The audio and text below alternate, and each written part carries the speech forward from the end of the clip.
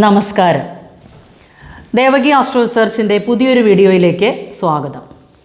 ഇന്ന് കർക്കിടകക്കൂറിൽപ്പെട്ട പുണർദത്തിൻ്റെ അവസാന കാൽഭാഗം പൂയം, ആയില്യം എന്നീ നക്ഷത്രങ്ങൾ ചേർന്ന കർക്കിടകക്കൂറുകാരുടെ 2024 വർഷഫലം പറയാമെന്ന് വിചാരിക്കുന്നു.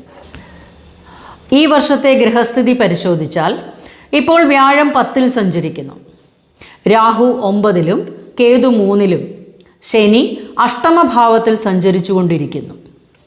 ശനിക്കും രാഹുവിനും കേതുവിനും ഈ വർഷം മാറ്റങ്ങളില്ല. എന്നാൽ 2024 മെയ് 1-ന് വ്യാഴം ഇടവം രാശിയിലേക്ക് സംക്രമിക്കുമ്പോൾ കർക്കിടകം രാശിയുടെ 11-ാം ഭാവത്തിലേക്കാണ് വ്യാഴ സംക്രമണം നടക്കുന്നത്. ഈ ഗ്രഹസ്ഥിതി പ്രകാരം കർക്കിടകക്കൂറുകാർക്ക് ഗുണദോഷ സമ്മിശ്ര ഫലങ്ങൾ പ്രതീക്ഷിക്കാവുന്നതാണ്.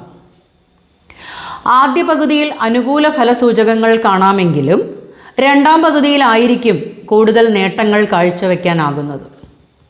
രണ്ടാം പകുതിയിൽ പലവിധ നേട്ടങ്ങൾ കാഴ്ചവെക്കാനാകും. വിദ്യാർത്ഥികൾക്ക് പരീക്ഷകളിൽ വിജയം സുനിശ്ചിതമാണ്. പ്രതീക്ഷിക്കുന്ന ജോലി തന്നെ ലഭിക്കാനും സാധ്യതയുണ്ട്. പ്രണയിതാക്കൾക്കും വിവാഹത്തിലേക്ക് എത്തിച്ചേരാനാകും. വിവാഹാലോചനകൾ നടന്നുകൊണ്ടിരിക്കുന്നവർക്കും തടസ്സങ്ങളെല്ലാം നീങ്ങി അനുയോജ്യമായവ തന്നെ വന്നു ചേരുന്നതാണ്. ആദ്യ മാസങ്ങളിൽ ബിസിനസ്സിൽ മുടക്കിയ പണം തിരികെ ലഭിക്കുന്നത് ചിലപ്പോൾ രണ്ടാം പകുതിയിലായിരിക്കും. ധാരാളം നേട്ടങ്ങൾ കൊയ്യാനാകും. ബിസിനസ് നല്ല രീതിയിൽ മുന്നോട്ട് കൊണ്ടുപോകാനാകുന്നതാണ്. ഉദ്യോഗാർത്ഥികൾക്കാകട്ടെ അവരുടെ തൊഴിലിൽ ഉയർച്ച, ശമ്പള കുടിശ്ശിക ലഭിക്കാനും അപ്രതീക്ഷിതമായി ധനാഗമനം ഉണ്ടാകാനും സാധ്യതയുണ്ട്.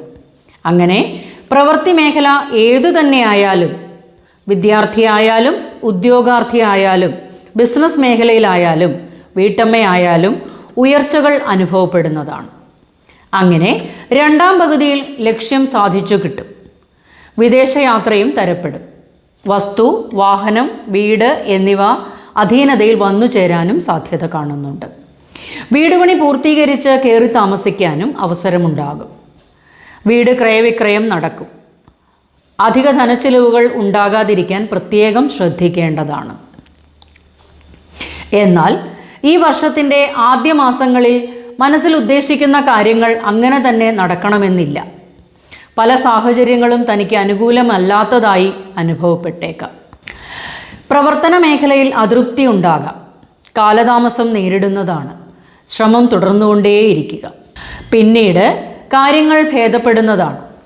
ആദ്യ മാസങ്ങളിൽ ധനക്ലേശം, സ്ഥാനഭ്രംശം, വസ്തുനാശം, സന്താനങ്ങൾ മൂലം മനക്ലേശങ്ങൾ ഉണ്ടാകാനും ചില അപവാദങ്ങൾ കേൾക്കാനും ഇടയാകും.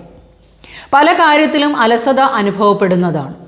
ബിസിനസ് രംഗത്ത് നല്ല ശ്രദ്ധയോടുകൂടി മുന്നോട്ട് പോകേണ്ടതാണ്. ബിസിനസ്സിൽ പങ്കാളിയുമായി യോജിച്ചു പോകാൻ ശ്രദ്ധിക്കണം. കസ്റ്റമേഴ്സുമായി നല്ല ബന്ധം പുലർത്താൻ ശ്രദ്ധിക്കണം. അല്ലാത്ത പക്ഷം പ്രതികൂല സാഹചര്യങ്ങളെ അഭിമുഖീകരിക്കേണ്ടി വരും. IT മേഖലയിൽ പ്രവർത്തിക്കുന്നവർക്കും പുതിയ ജോലിയിലേക്ക് സ്ഥാനമാറ്റം ലഭിക്കാൻ മുതിരുമ്പോൾ പുതിയത് ലഭിച്ചതിന് ശേഷം മാത്രമേ പഴയ ജോലി ഉപേക്ഷിക്കാവൂ. കുടുംബത്ത് അസ്വാരസ്യങ്ങൾക്ക് സാധ്യതയുള്ളതിനാൽ സംസാരത്തിൽ മിതത്വം പാലിക്കുക. ആവശ്യമില്ലാത്ത കാര്യത്തിൽ നിന്നും മാറി നിൽക്കേണ്ടതാണ്. ക്ഷമ അത്യന്താപേക്ഷിതമാണ്. സന്താനങ്ങൾ മൂലവും ചില ക്ലേശങ്ങൾക്ക് സാധ്യത കാണുന്നുണ്ട്. ആരോഗ്യകാര്യങ്ങളിലും ശ്രദ്ധ കേന്ദ്രീകരിക്കേണ്ടതുണ്ട്. ചുരുക്കി പറഞ്ഞാൽ ആദ്യ മാസങ്ങളിൽ കുറച്ച് ശ്രദ്ധ ചെലുത്തി മുന്നോട്ട് പോവുക. അതിനുശേഷം വളരെയധികം നല്ല മാറ്റങ്ങൾ കാണാനാകുന്നതാണ്. ക്ഷമിച്ചു തന്നെ ഇരിക്കുക. ദൈവാധീനം വർദ്ധിപ്പിച്ചെടുക്കുന്നതിനായി മഹാവിഷ്ണുവിന് സഹസ്രനാമ അർച്ചന, ശനി ഗായത്രി 108 ജപിക്കുകയും ശാസ്താവിന് നീരാഞ്ജനം, ഹനുമൽ സ്വാമിക്ക് അവൽ നിവേദ്യം, ശിവന് ധാര, കൂവളത്തില കൊണ്ട് അർച്ചന എന്നിവയും വിഷ്ണു സഹസ്രനാമം നിത്യവും കൃത്യനിഷ്ഠയോടെ ജപിക്കുകയും ചെയ്യുക. വർഷഫലങ്ങളെല്ലാം ഗോചരഫലങ്ങൾ മാത്രമാണ്. അതുപോലെ വർഷഫലങ്ങളിൽ ശനി, രാഹു, കേതു, വ്യാഴം ഈ 4 ഗ്രഹങ്ങളെ മുൻനിർത്തി മാത്രമാണ് ഫലങ്ങൾ പ്രവചിക്കപ്പെട്ടിട്ടുള്ളത്. കൂടുതൽ വിശദമായ ഫലപ്രവചനം മാസഫലങ്ങളിലെ വീഡിയോയിൽ പ്രതിപാദിക്കുന്നതാണ്. അതിനായി കാത്തിരിക്കുക. ജ്യോതിഷപരമായ സംശയങ്ങൾക്ക് എൻ്റെ വാട്സാപ്പ് നമ്പർ ലഭ്യമാണ്. അതിലേക്ക് ഡീറ്റെയിൽസ് ടെക്സ്റ്റ് ചെയ്യാവുന്നതാണ്. മറുപടിക്കായി കാത്തിരിക്കുക. അടുത്തൊരു വീഡിയോയുമായി ഉടൻ തന്നെ എത്തിച്ചേരാം.